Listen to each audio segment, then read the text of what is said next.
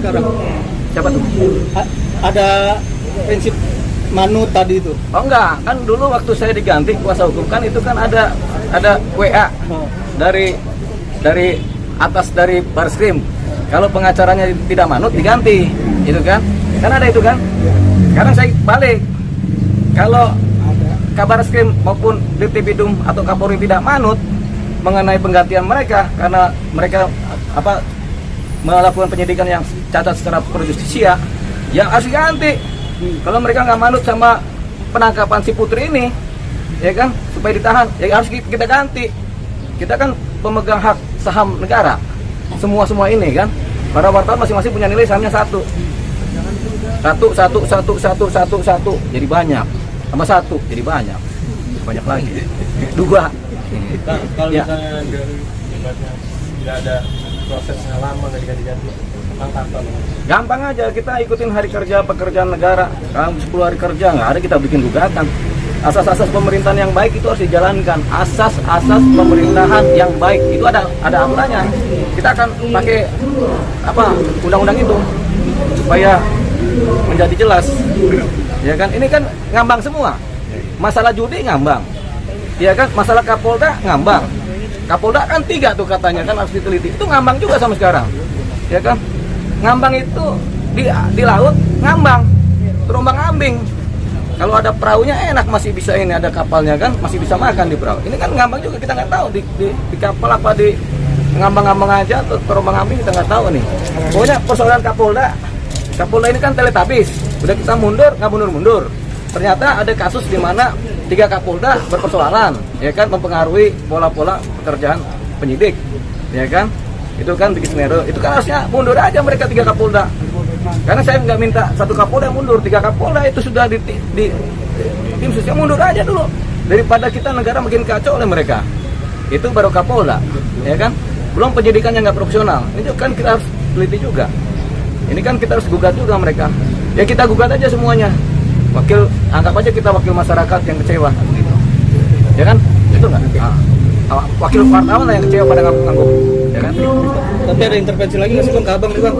Nggak ada, kita orang bebas. Gugatan ini Bang. Nggak ada, kita orang bebas. Siapa yang intervensi? Paling binian intervensi. Itu juga tolak-tolak aja, namanya bini. Ngapain lu intervensi urusan gua kan begitu. Jadi nggak ada intervensi. Kecuali ada wartawan cantik bilang, "Bang, jangan." Kita masih pikir-pikir tuh. Banyak kan cowok semua di sini kan. Jadi udahlah, nggak sih, ada 2 cantik. Betul. Ya. Sebenarnya peran dari PC ini yang menurut sepengetahuan Abang apa sih Bang yang menurut Abang bisa lebih berbahaya daripada sebelum diperkirakan itu? Ada potensi dugaan di mana si PC ini sebenarnya lebih berbahaya daripada Sambo. Kenapa Bang? Ya karena kan dia yang bisik-bisik di awal. Dia dan Kuat yang memprovokasi Sambo untuk melakukan tindakan pembunuhan berencana. Itu kan dari mereka. Kalau nggak ada mereka, cerita mereka kan Sambo baik-baik aja sebenarnya. Walaupun nggak baik sih secara 303, ya kan? Ya kan? Tapi kan karena 2 orang ini nih, teleponnya Kuat, teleponnya Sambo, dipengaruhi Daden. Ya kan? Itu aja persoalannya dari Magelang persoalannya. Kota Magelang ini kota yang suci sebenarnya. Dikotori oleh cerita mereka ini. Gitu. Makanya kita sucikan lagi kota Magelang. Magel. Bang, misteri tembakan ini kan mulai sedikit-sedikit mulai kebongkar dikit-dikit. Bukan sedikit-sedikit, mulai banyak-banyak kebongkar. Ya, artinya mulai dikit-dikit lagi yang ada yang tidak pernah terungkap di dalam BAP mulai diungkapin. Iya. Contoh seperti kayak Putri PC ikut dalam penembakan, Kuat juga dalam penembakan. Nah, ini dari cerita Baradae seperti apa, Pak? Ya kalau udah Baradae ada RR yang cerita ada tahanan masuk nih. Ya, Biarin aja, Bang. jangan dong. Kan masuk. Kita lewatin tahanan masuk dulu. Masuk. Pas banget itu. Ini kan mulai sedikit misteri penembakan. Ya. Bergulir cerita juga ada PC ikut dalam penembakan. Ini kan saksi yang udah mulai terang kan cuma Eliezer sama Ricky. Iya. Ricky siapa? Ricky Ricky Rizal kan. 2 ini kan udah mulai menceritakan keadaan, tapi belum sempurna. Karena masih ada Kuat, masih ada Susi, masih ada Sambo. Ya kan, masih ada Daden. Ya kan? Siapa lagi tuh? Udah itu aja. Tapi ini dari cerita Baradae sendiri seperti apa, Bang? Kalau misalnya Baradae sepotong. Si Ricky juga sepotong. Tapi dari gambaran mereka udah bisa dapat. Ditambah Susi, kalau Susinya jadi belok, dia kan dia sudah cerita di TikTok, banyak diceritakan Susi ini kan, bahwasanya ada dugaan ada kamar rahasia, ada dugaan si siapa, si Kuat sama si Ese. PC ini beragaikan. Jadi kata Susi, Elisa juga curiga. Nanti tinggal dari si Ricky bagaimana. Nah Ricky nanti ini mulai terang, siapa tahu terang semua kan jelas. Cuman persoalan utamanya sepanjang si Kuat dan si Putri nggak cerita, nggak akan pernah bisa terang. Karena salah satu saksi meninggal dunia, si Yosua. Jadi cuma dua orang ini, kalau dua orang ini bertahan dalam kegilaan mereka ya nggak pernah terang. Makanya motif nanti nggak bisa kita pakai sebagai ukuran. Tapi pembunuhan berencana terjadi. Motifnya nggak ketahuan kan. Sampai sekarang kan motif nggak ketahuan, cuma menduga. Saya menduga, penyidik menduga, Bareskrim, Komnas HAM menduga, Komnas Perempuan menduga, dan banyak lagi menduga. Bahkan teman kita yang di depan ini menduga juga kan. Semua kita menduga. Ya, makanya praduga semua kan, praduga, bukan praduga bersalah atau praduga tidak bersalah, tapi praduga motif apa yang terjadi kan? Bang, yang soal Bejorka dong bang, yang mulai ngerepet Tito Karnavian katanya Sambo anak buah dari Tito nih, gimana bang? Abang, abang kan intelijen nih. Kalau saya cuma ngasih clue kan, clue-nya ya si Sambo ya apa? Bukan saya adalah biseksual. Ya kan, ini kan bukan saya. Dari analisa secara psikologis kan, kalau si bos siapa namanya tadi, bosnya Bejorka membocorkan data tentang Tito Karnavian, ya, mempunyai anak buahnya Sambo. Itu cari dulu orangnya itu kemana itu, jangan asal sembarangan ngomong itu. Siapa tahu omongannya benar kan begitu. Ya kan, jangan sembarangan ngomong dia, ya. Siapa tahu omongannya benar, siapa tahu salah. Kita cari dulu si Bejorka, harus ditangkap itu orang itu biar bunyi dia. Kalau omongannya benar kan bahaya. Bahayanya kenapa? Masa pimpinan negara biseksual? Kan begitu kan, bahaya kan, dugaan kita kan. Makanya cari dulu orangnya, tangkap dulu. Nah, kan tugasnya itu jantung yang kerja tuh, Bin. Nah ini kan abang bagian dari intelijen. Ya kata siapa? Nomor 1 di Oh Indonesia. itu kan kata saya. Itu kan omongan aja itu kan. Ya.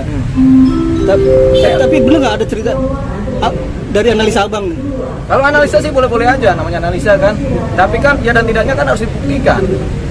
Ya. Ada sedikit pengalian isu juga bang, Bejorka hadir nih di tengah isu. Ya kan ketika Bejorka disuruh dianggap mengalihkan isu, dia langsung buka tuh cerita Sambo. Artinya kan isu nggak beralih, ya kan? Ya memang harus dibuka semuanya biar terang supaya kita jadi negara yang bersih, beriman dan berwibawa dan jujur dan benar kan begitu. Selama ini kan ngakunya beriman aja tapi nggak jujur dan nggak benar. Beriman iya, jujur enggak, benar juga enggak. Ya kan Mbak Detik? Ya udah nggak. Oke bang, terakhir bang mungkin saya di dalam persidangan ini nanti apa nih bang? Oh kita jadi orang baik dong kalau di persidangan. Orang baik. Begini, kalau di persidangan saya harus belaga-belaga alim banget sama hakim supaya hakim bilang oh, ini orang baik nih begitu, ya kan? Jadi kalau di sidang saya ya Pak Hakim, baik Pak Hakim gitu pasti. Gitu. Mereka bodoh ya Pak? Hah? Mereka bodoh. Ya bukan belaga bodoh, belaga jadi orang baik banget kan gitu supaya hakim senang. Oh, ini orang baik ini kan harus dibela kan gitu. Hakim juga harus kita ambil dong hatinya. Jangan cewek aja kita ambil hatinya kan, hakim juga kan gitu. Siapa tahu dia putus menang lo kan gitu. Gitu. Oke? Tapi kalau dari Togan Damanik bilang ini kan obstruction of justice parah banget. Apakah yang keterangan Eliezer sekarang sampaikan ini kemungkinan juga bisa berubah lagi, Pak? Siapa yang ngomong itu? Damanik? Komnas HAM? Iya. Dia mau tahu apa dia itu? Ya kan? Itu aja dia bikin apa dugaan aja salah kalau menurut saya.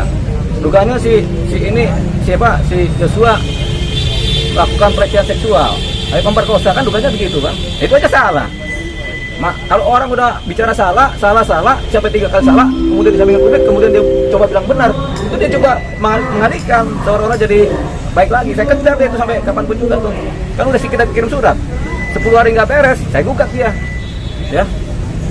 Gugatan kan nanti dia nongol, pakai kuasa bodo amat kuasa yang saya bahkan, tapi nongol dulu nanti di petun, kemudian pengadilan tata usaha negara, perbuatan melawan hukum. Tapi kalau soal dugaan kemungkinan Putri juga ikut nembak tuh gimana Bang? Eliezer waktu itu juga menyampaikan itu nggak?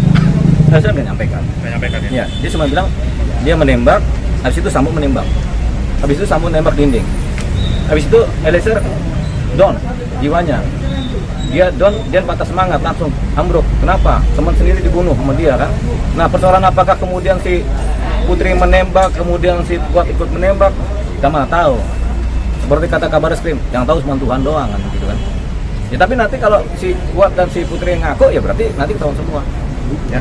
Sebuah keputusan dan keterangan dari mereka itu ya, Bu. Iya, kan mereka kan masih jadi setan ini. Oke. Buat dan Putri mungkin setan terusnya tuh sampai persidangan. Soalnya kan dia sekarang aja mungkin lagi keliaran di samping kita nggak tahu namanya Putri, lagi dilepas sama negara, bebas aja. Jangan-jangan ya, yang interview saya sekarang ini adalah si Putri nih yang pakai kerudung kan gitu kan, kita mana tahu. Ya kan, jangan-jangan Putri nih lagi interview kita nih kan. Tapi jangan-jangan ya, namanya juga kita duga ya. Enggak kan, bukan kan? Bukan Putri. Bang, sejauh ini udah dijelasin belum sih Bang alasan abang dipecat dari kuasa hukum? Ya ini kita mau cari tahu nih, karena nggak ada alasan. Karena nggak ada alasan. Iya nanti kan kalau sidang kita tahu alasannya apa. Tapi kan alasannya sudah nggak bermakna. Alasannya yang disampaikan di persidangan sudah nggak bermakna karena apa? Pada posisi titik di awal tidak disampaikan. Sehingga ya sudah, alasannya macam-macam orang kita alasan kan.